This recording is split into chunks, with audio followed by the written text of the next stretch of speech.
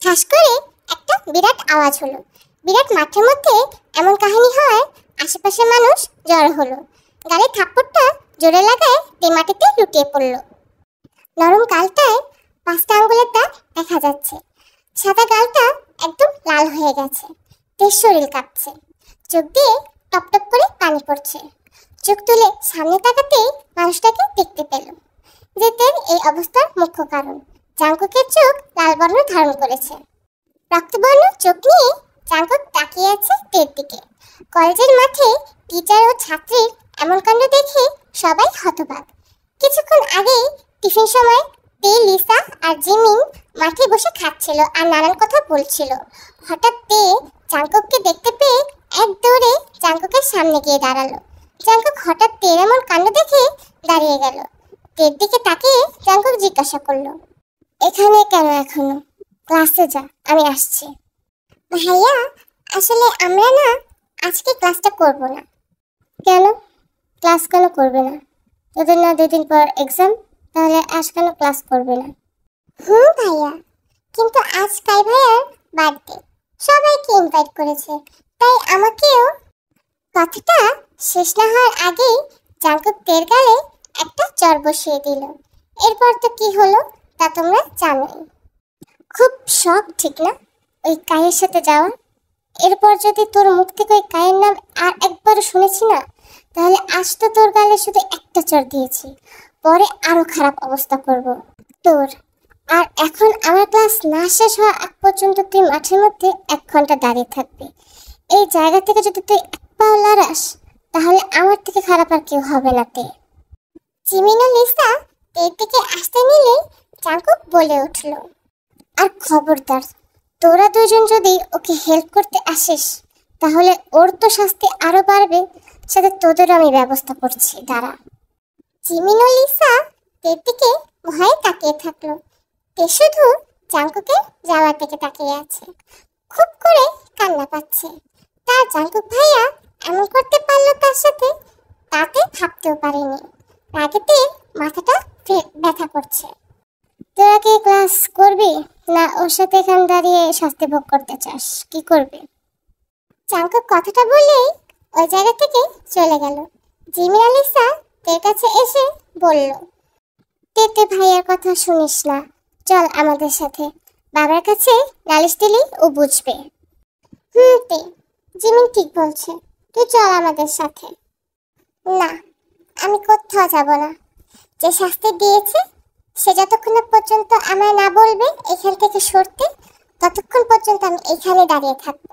Jimin আর Lisa চুপ করে রইল, কারণ তারা জানে যে তাদের জাংকুক ভাইয়া যেমন জেদি, তেমনি তাদের বোন তেও অনেক জেদি।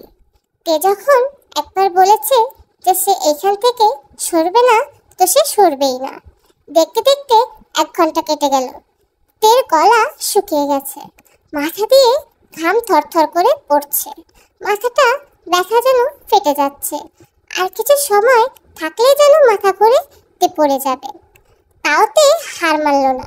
ভরা মানুষের সামনে মাঠের মধ্যে জাংকুক তাকে এইভাবে অপমান করতে পারলো, তাতে মাথা ঘুরছে। তাই যদি জাংকুক না আসে, তাহলে এই জায়গা থেকে তে যাবে না, এখানেই দাঁড়িয়ে থাকবে, তাতে যত কষ্টই হোক না কেন। জাংকুক ক্লাস শেষ করে বের হলো। নিজের রুমের দিকে যাওয়া দিলেই তেকে মাঠে এখনো দেখে জাংকুকের মাথা গরম হয়ে গেল। যেই না জাংকুক তের কাছে যাবে, তখনই তে মাটিতে লুটিয়ে পড়ল। জাংকুকের যেন নিঃশ্বাস আটকে গেল। তার প্রেয়সীকে নিজের চোখের সামনে এইভাবে পড়ে যেতে দেখে জাংকুকের বুকে তীব্র ব্যথা অনুভব হলো। জাংকুক এক মুহূর্ত দেরি না করে দৌড় দিল মাঠের দিকে। এতক্ষণে জিমিন আর লিসাও বের হয়ে গেছে ক্লাসরুম থেকে। তেকে পড়ে থাকতে দেখে জাংকুকের পেছন পেছন ওরাও দৌড় দিল। জাংকুক তেকে নিয়ে বুকে জড়িয়ে ধরে কাতর কণ্ঠে বলতে লাগলো, এই তে, কথা বল, চোখ খুল না রে ছোট্ট পরি, দেখ তোর জাংকুক ভাইয়াকে। আমার তো ভুল হয়ে গেছে রে, চোখটা খোল না রে। জাংকুকের শরীর কাঁপছে, জাংকুকের মাথায় এখন কিছুই আসছে না। জিমিন জাংকুকের এই অবস্থা দেখে তাড়াতাড়ি ব্যাগ থেকে পানি বের করে তের মুখে ছিটালো। তের চোখের পাতা নড়তে দেখে জাঙ্কুকের জন্য প্রাণ ফিরে আসলো। জাঙ্কুক কিছু না বলেই তেকে কোলে তুলে নিয়ে নিজের গাড়ির দিকে হাঁটা শুরু করলো। জিমিন ও লিসাও পিছনে পিছনে গেল। বাসায় যাওয়ার পুরোটা সময় তে চুপ করে বসে থাকলো। জাঙ্কুক লুকিং গ্লাস দিয়ে তের দিকে কিছু সময় পরপরই তাকাচ্ছে। জাঙ্কুক জানে যে তার প্রিয়সী তার উপর রেগে আছে। এখন তাহলে যাদের নিয়ে কথা বলা হয়েছিল তাদের পরিচয়টা দেওয়া হোক। আমাদের গল্পের নায়ক জাঙ্কুক ও গল্পের নায়িকা তে। জাঙ্কুক তের চাচাতো ভাই, বয়সে 7 বছরের বড়। তেদের কলেজে ম্যাথ টিচার, 25 বছর বয়স, ফর্সা বর্ণের অধিকারী, গোলাপি ঠোঁট, হাজারো মেয়ের মন কেড়ে নেওয়ার মতো হাসি, 5 ফিট 11 ইঞ্চি, কালো সিল্কের মতো চুল, কিন্তু মেজাজ খুব চড়া। বাবা আরেম ও মা জিনের বড় সন্তান। জাঙ্কুকের বোন জিমিন তের সাথে একই ক্লাসে পড়ে। ছোটবেলা থেকে জাঙ্কুক আর তের বিয়ে পাকাপাকি করা। আর তে জাঙ্কুকের চাচাতো বোন। আরেম সাহেব ও সুবিন সাহেব 2 ভাই। তাদের একটা বোন আছে, নাম আয়ু। ভাই বোনদের মধ্যে আরেম সাহেব সবার বড়, তারপর মিসেস আয়ু ও সবার ছোট হলো সুবিন সাহেব। তে বাবা সুবিন সাহেব ও মা ইয়ংজুনের আদরের ছোট সন্তান। তের বড় ভাইয়ের নাম সুগা। পেশায় সুগা একজন উকিল। তে এইবার ইন্টার সেকেন্ড ইয়ারে পড়ে। 18 বছর বয়স, ডবর ডবর সোনালি চোখ, গোলাপের পাপড়ির ন্যায় লাল টকটকে ঠোঁট, দুধের মতো সাদা গরম, মাঝে অব্দি পাতলা সোনালি চুল। বলে রাখা ভালো, তের মা ইয়ংজুন হাফ বিদেশি, তাই তেদের চুল ও চোখ তার মার কাছ থেকে পেয়েছে। তে আর জাঙ্কুকের যেমন বিয়ে ঠিক করা ছিল ছোটবেলা থেকেই, তেমনি জিমিন ও সুগারও ছোটবেলা থেকে বিয়ে ঠিক করা।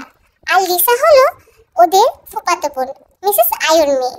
বাসায় আসতেই তে গাড়ির দরজা খুলে ভেতরে দৌড় দিল। মিসেস জিন ও মিসেস ইয়ংজুন কিচেনে কাজ করছিল। তেকে হঠাৎ এইভাবে দৌড়তে দেখে সামনের দরজায় তাকালো।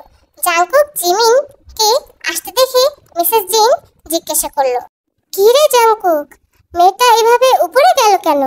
জাঙ্কুক মিসেস জিনের প্রশ্নের কোনো উত্তর না দিয়ে উপরে চলে গেল। ইয়ংজুন পিছন থেকে এসে জিমিনকে জিজ্ঞাসা করলো, তুই বল তো মা, কি হয়েছে? তে আর জাঙ্কুক এইভাবে উপরে গেল কেন? এখন প্রশ্নের উত্তর দে। কলেজে কি কোনো সমস্যা হয়েছে তোদের?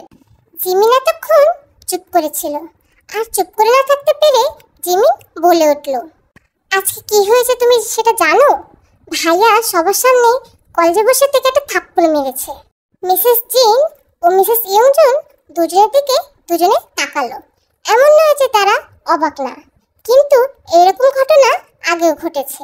যেমন তেকে জাঙ্কুকের শাসনে রাখা সহ তের সব জাঙ্কুকের খেয়ালে রাখা। কিন্তু ছেলেটার মাথা সবসময় গরম থাকে, আর তেকে জাঙ্কুক ছোটবেলা থেকে আগলে রেখেছে। একটা আঁচও আসতে দেয়নি তের গায়ে, অথচ সে নিজেই তেকে শাস্তি দেয়। জাঙ্কুকের কথা হলো, তেকে কেউ কষ্ট দিলে তা শুধু একা জাঙ্কুক দিবে। তাই এরকম কাহিনী ছোটবেলা থেকেই হয়ে এসেছে। জাঙ্কুককে আরেম সাহেব অনেক শাসন করেছে, কিন্তু কোনো কিছুতেই কোনো লাভ হয়নি। তারা ভেবেছিল যে জাঙ্কুক বড় হলে বুঝবে, কিন্তু এখন জাঙ্কুকের মুখে কেউ কথাও বলতে পারে না মুখের সামনে। তবে একজন জাঙ্কুক আর তের বিয়েতে রাজি না, আর সে হলো সুগা। কোনো ভাই তার বোনকে বিনা দোষে শাস্তি পেতে দেখতে চায় না। অন্যদিকে জাঙ্কুক তের রুমের লক খুলে ভিতরে ঢুকলো। যেহেতু এরকম আগেও হয়েছে, তাই এখন জাঙ্কুক জানে যে তে রেগে থাকলে রুমের দরজা লাগাবে। তাই তে রুমের দরজার লকের এক্সট্রা চাবি জাঙ্কুক নিজের কাছে রেখে দেয়। রুমটা পুরো অন্ধকার করা। খাটের পাশে চোখ যেতেই জাঙ্কুকের হৃদয়টা ফেটে গেল, কারণ ছোট্ট পরীটা কান্না করছে হাঁটুতে মুখ লাগিয়ে। দরজা খোলার আওয়াজ শুনে তে মুখটা আরো অন্যদিকে ঘুরিয়ে নিল। জাঙ্কুকদের পাশে গিয়ে বসলো। পাশাপাশি দুজনে বসে আছে, দুজনেই চুপচাপ, কিন্তু এই চুপচাপ ভাব যেন জাঙ্কুককে খেয়ে নিচ্ছে। এই পিচ্চি পরি, তুই তো জানিস যে আমি তোকে নিয়ে কতটা পসেসিভ। আমার যে মাথা ঠিক থাকে না রে। তুই যখন কাইয়ের কথা বলছিলিস, বিশ্বাস কর আমার মাথাটা না গরম হয়ে গিয়েছিল। তুই তো জানিস যে কাই তোকে কতটা পছন্দ করতো, তাহলে কেন ওর কথা তুই আমার সামনে নিস? আমার যে মনে হয় আমি তোকে হারিয়ে ফেলছি পিচ্ছি পাখি। জাঙ্কুকের কান্না ভরা কণ্ঠে এমন কথা শুনে তে আর নিজেকে শান্ত রাখতে পারল না।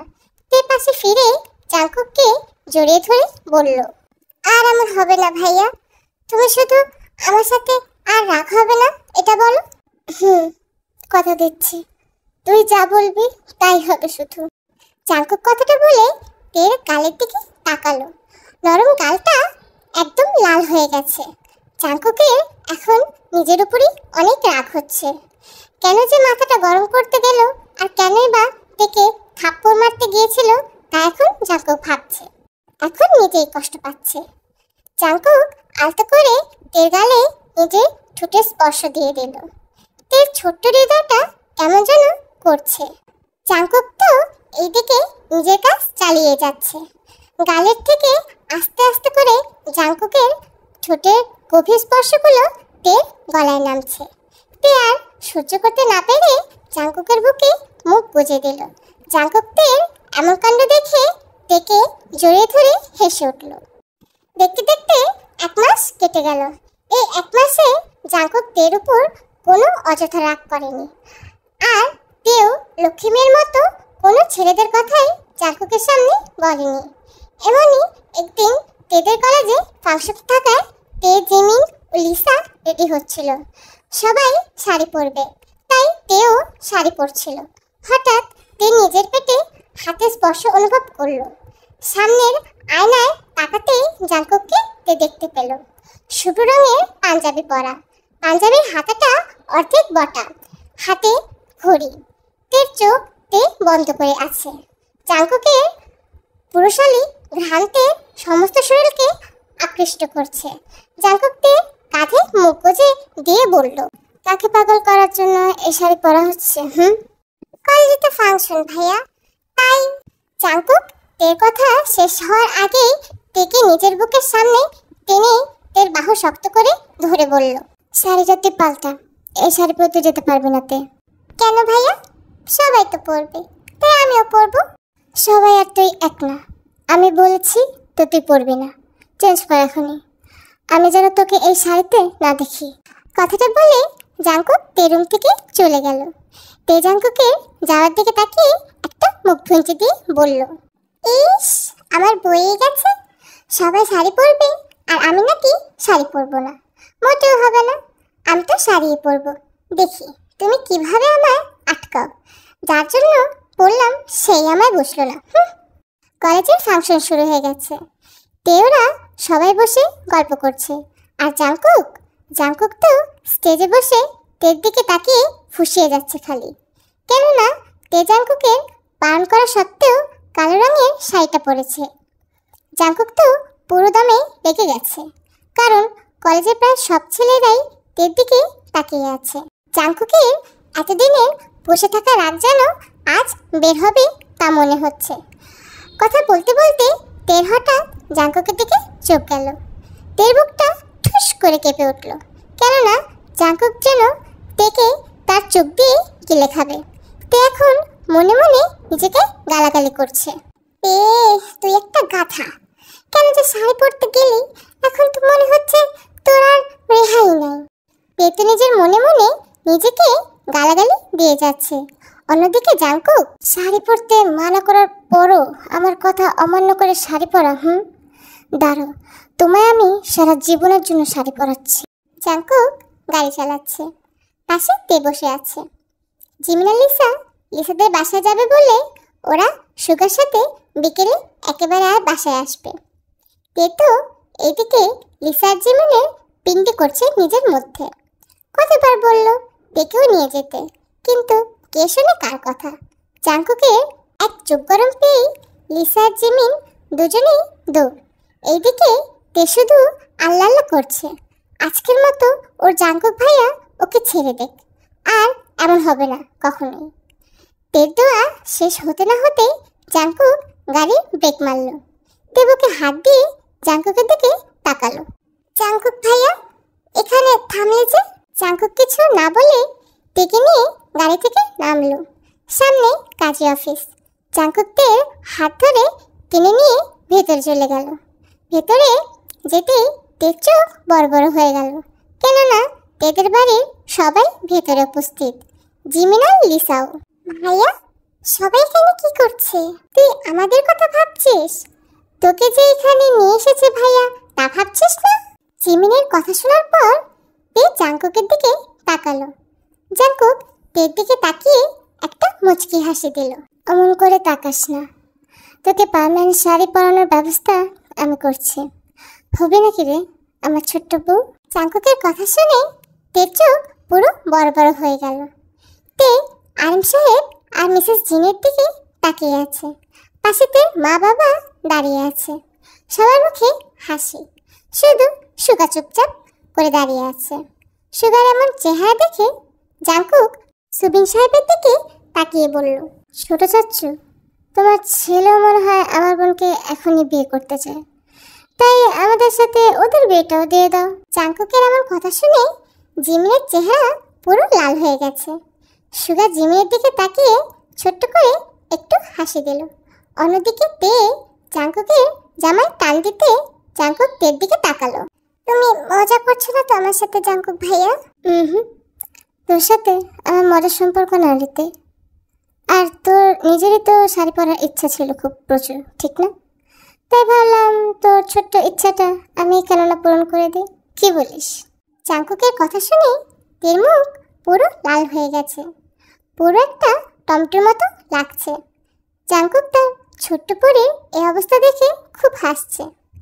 তেকে সাইডে সরিয়ে নিজে মধ্যে আটকে নিল জাঙ্কুক। তোকে যে সেই ছোটবেলা থেকে ভালোবাসে রে পরি, আমার থেকে তুই দূরে সরে যাবে বা কেউ তোকে আমার থেকে নিয়ে যাবে, তা যে আমি সহ্য করতে পারি না রে।